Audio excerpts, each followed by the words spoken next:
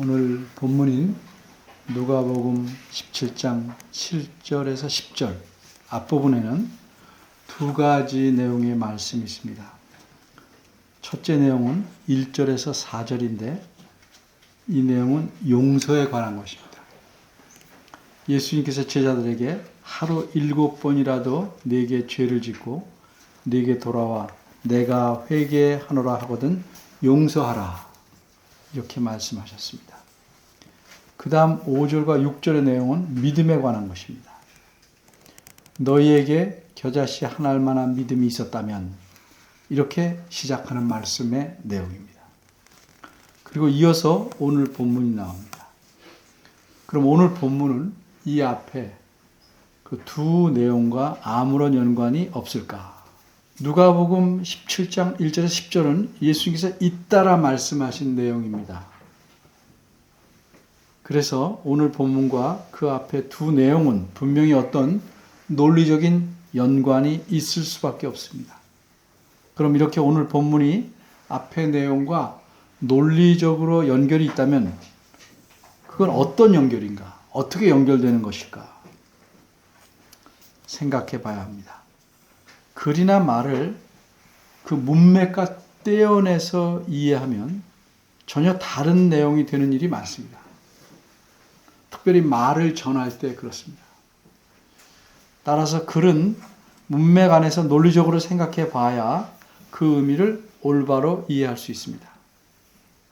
따라서 예수님께서 말씀하신 비유인 오늘 본문을 바르게 이해하기 위해 세 가지로 살펴보겠습니다. 첫째, 비유의 내용. 둘째, 비유의 이유. 셋째, 비유의 결론. 첫째, 비유의 내용. 오늘 본문은 예수님께서 모두 하신 말씀입니다. 그럼 이 비유의 말씀은 무엇에 대한 말씀이고 누구에게 하신 비유의 말씀인지를 보겠습니다. 이 말씀은 그 당시 집에서 일하는 종에 관한 이야기입니다.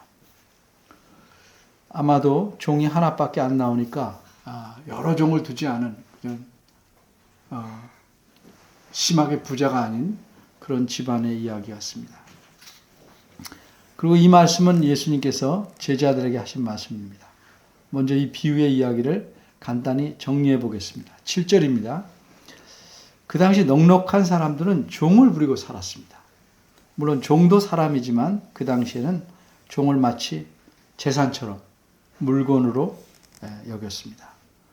그래서 종을 사오기도 하고 내다 팔기도 합니다. 종은 주인이 시키면 죽는 신용까지 해야 할 정도로 맡긴 일은 무엇이든지 다 해야 합니다. 그러니 이러한 사회에서 살고 있던 어떤 종이 밭을 갈거나 양을 돌보는 일을 다 마치고 집으로 돌아왔습니다. 그 종은 온종일 일해서 몹시 피곤합니다. 이렇게 일을 끝내고 집으로 오면 그 종이 과연 편히 쉴 수 있을까요? 그렇지 않습니다. 집에 오면 또 집에서 할 일이 기다리고 있습니다. 그럼 혹시 집에 오면 주인이 너 수고 많았다 오늘 얼른 이리 와서 배고플 텐데 식사하라 이렇게 말할까요? 전혀 그렇지 않습니다. 그럴 리가 없습니다.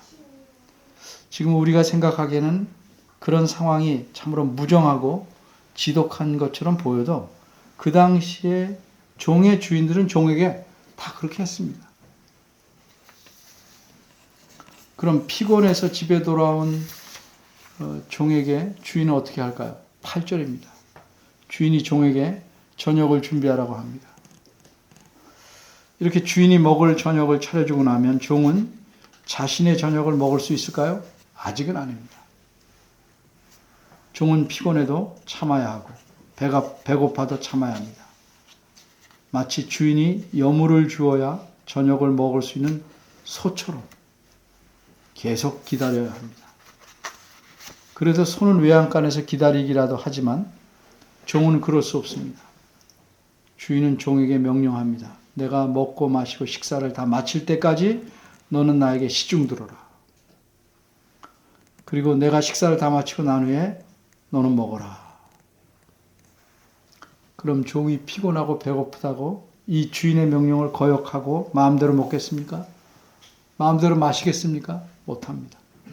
종은 주인의 명령대로 행해야만 합니다. 그럼 이렇게 주인의 명령에 끝까지 복종하면 주인은 종에게 어떻게 할까요? 9절입니다.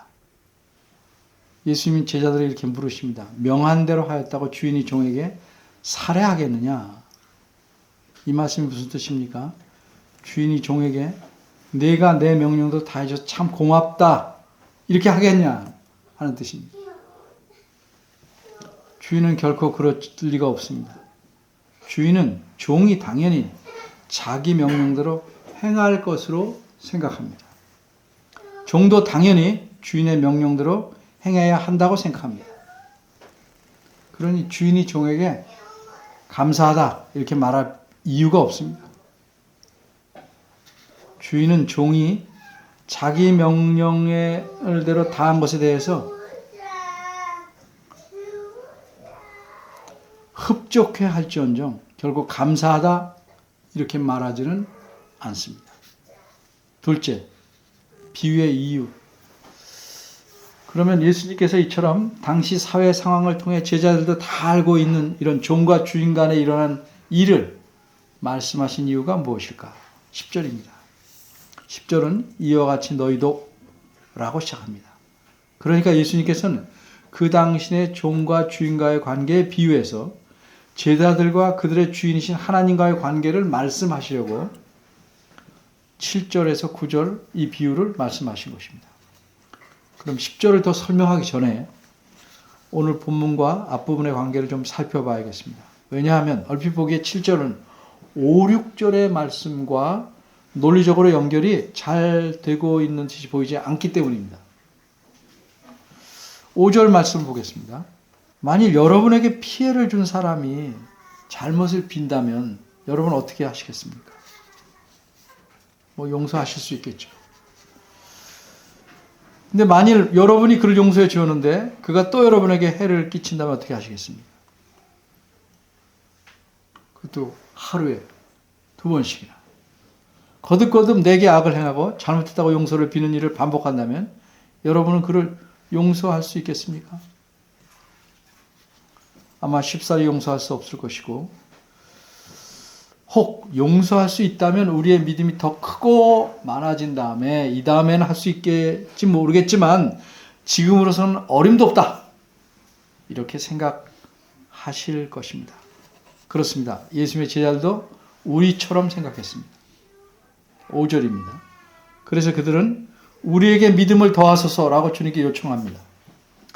자신들의 현재 믿음으로서는 예수님 말씀에 순종하기가 불가능하다 생각하였기 때문입니다. 그래서 그들은 주님에게 더 큰 믿음을 주시기를 요청했습니다. 그런데 도대체 예수님 말씀이 어떠하기에 이 제자들이 자신들의 현재 상태로는 그 말씀에 순종하기 힘들다고 판단했을까? 예수님은 3절 하반절과 4절에서 이렇게 말씀하십니다. 만일 내 형제가 죄를 범하거든 경계하고 회개하거든 용서하라. 만일 하루 7번이라도 내게 죄를 얻고 죄를 짓고란 뜻입니다. 7번 내게 돌아와 내가 회개하노라 하거든 너는 용서하라. 같은 사람에 대해서 하루에 거듭거듭 한두 번도 아니고 우리가 잘 쓰는 표현대로 3, 4번도 아니고 7번씩이나 죄를 짓고 또 그럴 때마다 잘못했다고 용서를 비는 사람의 용서가 과연 진실할까? 우린 용서하지 않으려고 무슨 말을 할까요? 영원히 없다. 이런 말 잘 쓰죠. 영원히 없는 사고다. 물론 그렇게 여러 번 하고 여러 번 용서를 비는 사람은 진실하지 않을 가능성이 적지 않습니다. 그러나 그것은 그 사람의 문제이고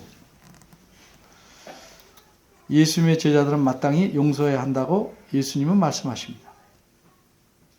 그러니 이 명령의 말씀을 지킨다는 것이 얼마나 힘들고 어려운 것이겠습니까? 그래서 제자들은 더 큰 믿음을 요청할 수밖에 없었습니다. 그런데 예수님께서는 그래, 내가 믿음을 더해 줄 테니 내가 말한 대로 무한히 용서해라 라고 대답하시지 않았습니다. 6절입니다. 예수님은 너에게 겨자씨 하나 알 만한 믿음이 있었다면 이라고 말씀합니다. 여기서 예수님께서 다른 시가 아니라 겨자씨를 언급하신 까닭은 그 당시 사람들이 알고 있기에 크기가 매우 작은 씨라고 하면 응당 겨자씨를 생각하고 있는 것입니다. 그래서 이런 예를 드셨습니다. 이는 마치 우리가 매운맛을 언급할 때는 응당 고추와 비교해서 고추보다 맵다 뭐 이렇게 말하는 것과 비슷합니다. 그럼 이렇게 말씀하신 예수님 말씀은 무슨 뜻입니까? 너희들이 가진 믿음이 겨자씨 크기만한 아주 작은 믿음일지라도 그것이 정말 살아있는 믿음이라면 그 믿음에 능력이 있다는 의미입니다. 그럼 이 믿음의 능력, 살아있는 이 믿음의 능력, 믿음의 위력은 어느 정도일까? 그 위력에 대해서 예수님께서 예를 드십니다.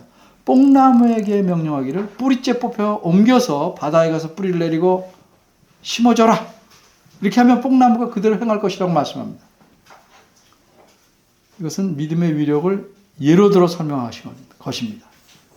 바꿔 말하면 큰 믿음이 있어야 용서를 할 수 있는 것이 아니고 믿음이 살아있다면 겨자씨만큼 매우 작은 믿음으로도 용서할 수 있다는 사실을 강조하신 겁니다. 따라서 제자들이 계속 용서하려면 큰 믿음이 있어야 한다라고 생각한 것은 오해입니다. 하나님께서 선물로 우리에게 주신 믿음은 살아있는 것이기에 믿음이 있다면 그런 살아있는 믿음이 있다면 우리는 용서할 수 있다는 의미입니다. 그러니까 문제는 믿음이 얼마나 크냐가 아니고 믿음이 살아있느냐 하는 것입니다. 그런데 이런 믿음을 가진 자가 주님의 명령대로 정말로 용서하기 힘든 용서를 했을 때 나타나는 결과가 무엇일까? 예수님께서 그 결과가 있을 수 있는 결과를 미리 내다보시고 오늘 본문에서 종과 주인의 비유를 하나의 실례로서 말씀하신 겁니다. 사람이 하나님의 명령을 다 순종하고 나면 자신이 이렇게 다 순종했으니까 거기에 대해서 보상이나 상급을 받고 싶어 할 수 있습니다. 그리고 그게 마땅히 주지 않으면 요구할 수도 있습니다. 바로 이런 이유로 예수님께서 어떤 중요한 사실을 미리 가르쳐 주시려고 오늘 종의 비유를 말씀하셨습니다. 셋째, 비유의 결론 10절입니다.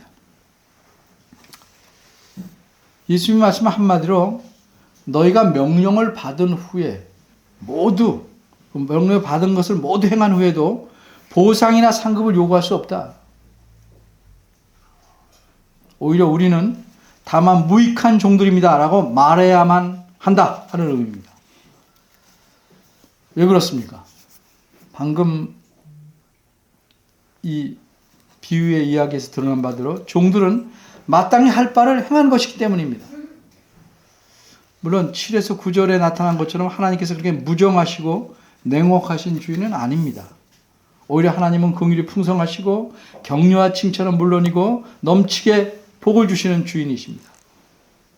그러기에 이 비유의 내용에서 강조하는 건 주인이 아니에요. 초점이 주인에게 있는 게 아니고 종이 취할 자세에 있습니다. 다시 말해서 종은 주인에게 절대 복종해야 한다는 사실입니다. 주인이 종에 대해서 절대적인 권한을 갖고 있기 때문입니다. 따라서 종은 주인에게 자신의 행동에 대한 보상을 요구할 수가 없습니다. 종은 스스로 인정하는 바대로 그게 정상적인 종이에요. 무익하기 때문입니다. 그런데 여기서 무익하다라는 낱말을 오해하기 쉽습니다. 이 낱말에 관해 그래서 설명을 좀 해야겠습니다. 무익하다는 말은 아무런 쓸모가 없다, 유익이 없다는 뜻 아닙니다. 예수님께서 12제자들이 정말 쓸모가 없다면 그들을 왜 부르셔서 제자로 삼으셨겠어요? 쓸모없는 종이라면 주인이 왜 그 종을 데리고 있겠습니까? 이 문맥에서 무익하다는 말은 보상을 받을 자격이 없다는 뜻입니다. 보상을 받을 자격이 없다. 유익하지 않다가 아니에요. 혹 하나님께서 무엇을 주신다 할지라도 그것은 우리가 명령대로 행한 것에 대한 보상의 상급이 아닙니다. 그것은 하나님께서 베푸시는 또 다른 은혜입니다. 그렇게 예수님은 우리는 무익한, 바꿔 말하면 보상을 받을 자격이 없습니다. 그런 종입니다. 우리는 마땅히 해야 할 일을 한 것뿐입니다. 그렇게 말해야 한다 라고 종의 자세에 대해서 가르쳐 주신 겁니다. 근데 10절에서 제가 한 가지 더 말씀드리고 싶은 것은 우리가 하여야 할 일이란 말이 원어에선 어떤 뜻인가 잘 이해해야 도움이 될 것입니다. 원어의 표현에 따라 풀이하면 우리가 빚지고 있기에 갚아야 할 것입니다. 이미 빚을 줬어요. 그래서 갚아야 할 것입니다. 다시 말하면 우리가 하나님께 빚지고 있는 것들입니다. 여러분 생각해 보십시오. 많은 빚을 지고 있는데 그 빚을 일부를 좀 갚았다고 상급을 받겠습니까? 상급을 달라고 하겠습니까? 빚을 부지런히 더 갚아야죠. 그리고 그렇게 조금 갚았다고 상급을 주는 채권자가 있겠습니까? 빨리 갚아라. 그렇게 말하죠. 우리가 하나님 명령대로 행하는 것들은 비유하자면 하나님께서 이미 우리에게 베풀으신 엄청난 빚을 일부분 갚는 것입니다. 우리는 하나님께 모든 면에서 빚지고 살아가고 있습니다. 특히 1절에서 10절까지 논리를 보면 우리가 하나님께 빚진 것에 포함되는 것은 하나님께서 그리스도를 통해서 우리 모든 죄를 이미 다 용서하셔서 그래서 어떻게 갚아야 하냐면 남에게 용서를 베풀면서 갚아야 됩니다. 그런 용서의 빚도 우리 지고 있는 겁니다. 따라서 우리가 하나님께 정말 어렵게 남을 용서했다고 해서 여러 번 했다고 해서 상급을 요구하거나 기대해서는 안 됩니다. 남을 용서하는 일뿐만 아니라 다른 모든 일에서도 마찬가지입니다. 우리는 하나님께 온전히 순종했다고 해서 보상을 요구할 권리나 자격이 없습니다. 자, 이제 오늘 본문에서 가르치는 바를 정리해 보겠습니다. 무엇을 가르치고 있습니까? 예수님은 제자들에게 하나님 앞에서 종의 자세로 살아가기를 원하신다는 사실입니다. 우리가 종의 자세로 살아가라. 그럼 종의 자세란 어떤 것입니까? 그것은 자기에게 맡겨진 일들을 성실히 하고 살되 그렇게 성실히 행한 것에 대해 하나님께 보상을 요구하지 않는 것입니다. 이게 종의 자세입니다. 그럼 하나님께서 예수님의 제자, 우리도 예수님 제자인데 우리에게 맡기신 일이 무엇입니까? 그것은 한마디로 우리가 하나님께 지은 빚입니다. 그걸 행하라고 맡기신 겁니다. 그래서 우리가 맡겨진 일을 성실히 행하는 것이 빚을 갚는 것입니다. 하나님께서 우리에게 빚을 온전히 갚기를 원하십니다. 물론 다 못 갚지만 최선을 다해서 갚기를 원하십니다. 이렇게 빚을 갚는 일 중에 특별히 남을 용서하는 것도 포함됩니다. 근데 여기서 우리가 기억할 것은 이렇게 빚을 갚는 것 중에 용서가 포함되기 때문에 용서할 힘도 주셨다는 거예요. 그렇게 하실 믿음도 주셨다는 사실입니다. 우리가 용서하지 않는다는 것은 그런 믿음을 안 받았다거나 믿음을 받았는데도 거기에 쓰기 싫다, 빚을 갚기 싫다는 것과 같습니다. 따라서 우리는 하나님 명령에 기꺼이 순종해야 합니다. 무엇보다 용서하는 일에 인색해서는 안 됩니다. 우리가 믿음을 가졌다는 것은 그리스도께서 우리에게 주신 용서를 이미 누리고 있다는 걸 의미합니다. 우리 그리스도인들은 하나님께 용서를 받았기에 하나님 앞에서 살 수 있는 것입니다. 그래서 남을 용서하면서 살아가야 합니다. 정말 하나님 앞에서 내가 얼마나 비참한 자였고 하나님의 사랑이 아니었다면 지금 내가 있을 수 없다고 생각한다면 나에게 맡겨진 모든 일을 용서를 포함해서 성실히 해야 하고 하나님 말씀에 힘써 순종해야 합니다. 때로 우리는 하나님에 대해서 심하게 오해합니다. 그래서 마치 하나님이 우리를 위해서 존재하는 것처럼 생각하고 삽니다. 내가 이렇게 예수를 믿고 내가 이렇게 하나님 말씀을 순종하는데 어째서 하나님은 내가 이렇게 안 해주시냐 하는 식으로 따지거나 원망할 때도 있습니다. 그리고 여러분이 잊지 마셔야 할 것은 종이 주인을 위해서 존재하는 겁니다. 지음을 받은 자가 지으신 분을 위해 존재하는 겁니다. 우리가 하나님을 위해서 존재하는 것이지 하나님이 우리를 위해서 존재하는 것이 아닙니다. 존재의 이유와 목적이 그겁니다. 입으로는 주님이라고 부르며 실상은 주님을 종으로 부르는 사람이 너무 많이 있습니다. 가끔 목회자들도 그래요. 난 주님의 종이다. 님자 붙인 건 괜찮아. 나는 주의 종님이다. 이런 식으로 말하는 사람이 있어요. 모두가 주님의 종이에요. 왜 자기만 그런 듯이 말해요? 실제로는 주님을 자기 종처럼 부리려는 사람은 하나님을 잘 알지 못하거나 하나님을 오해했거나 자기 주제를 모를 만큼 몹시 교만하기 때문입니다. 여러분 한번 생각해 보십시오. 누가 실제로 주인인가? 제가 오후 특강에서 말씀했죠. 원죄의 특징 중 두 번째가 뭐예요? 주인 행사하는 거예요. 우리가 하나님에서 존재하는 겁니다. 만물이 하나님으로 해서 존재하는 겁니다. 자신이 하나님에서 존재한다고 생각은 하지만 실상은 부려먹으려고 한다면 그건 교만이고 자기 속이는 겁니다. 우리보다 비교할 수 없을 만큼 훌륭한 사도 바울도 자신에 대해서 가진 중요한 인식이 있었어요. 뭐예요? 자신은 예수 그리스도의 종이라는 인식입니다. 그래서 자기를 가리켜서 한 편지에서 그리스도 예수의 종 바울 이렇게 표현합니다. 이뿐만 아니라 그는 자신을 가리켜 뭐라고 그래요? 죄인 중에 내가 죄수다 이렇게 말합니다. 하물며 우리는 무엇에 비할 수 있겠습니까? 이런 바울이 고린도 교회 교인들에게 이렇게 말씀합니다. 누가 너를 구별하였느냐? 내게 있는 것 중에 받지 아니하는 것이 무엇이냐? 내가 받았은즉 어찌하여 받지 아니하는 것 같이 자랑하느냐? 하나님이 주시하는 것 있습니까? 누가 여러분을 하나님의 사람으로 택하셨습니까? 우리는 하나님을 주인으로 모시고 살아가는 종입니다. 그런데 하나님은 우리를 종으로 여기시지 않습니다. 예수님은 다른 비유에서 주인이신 하나님께서는 오히려 우리에게 이렇게 대하신다고 말씀했습니다. 누가복음 12장 37절입니다. 주인이 와서 깨어있는 것을 보면 그 종들은 참 믿음을 가진 사람들이죠. 그 종들은 복이 있으리로다. 내가 진실로 너에게 이르는 주인이 띠를 띠고 그 종들을 자리에 앉히고 나와 시중 들리라. 이런 주인입니다. 하나님은. 왜 이렇게 하나님은 우리에게 복을 주며 행하십니까? 하나님께서 우리를 자녀로 삼으셨기 때문입니다. 우리가 하나님의 자녀된 것 내 잘남이 아니고 전부 하나님의 은혜입니다. 또한 하나님께서 우리에게 상급을 약속하셨습니다. 그것도 전적으로 하나님의 은혜입니다. 우리의 공로에 대한 보답이 아닙니다. 그러기에 우리의 삶이 수렁에 빠진 듯 하고 우리 앞길에 먹구름이 빽빽하게 덮여있는 듯이 보여도 우리 앞에 건너지 못할 듯이 보이는 큰 바다가 놓여 있을지라도 하나님께서는 반드시 우리를 건지시고 맑은 하늘을 보여주시고 우리로 마른 땅을 걷듯 그 바다를 건너게 하실 겁니다. 이게 우리의 믿음입니다. 그분에 대한 신뢰입니다.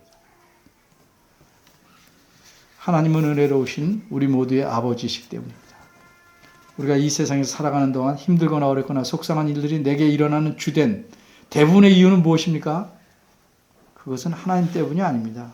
하나님과 그분의 계획, 그분의 사랑, 그분의 능력에 대한 지식의 부족, 신뢰의 부족, 하나님 말씀을 온전히 순종하지 못함과 나 자신의 욕심과 그릇된 판단과 행동 때문입니다.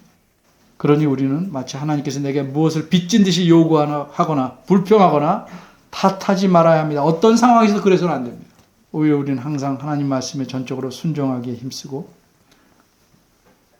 맡겨진 모든 일 성실하고 겸손하게 감당해야 하고 하나님을 온전히 섬기고 살아가도록 최선을 다해야 합니다.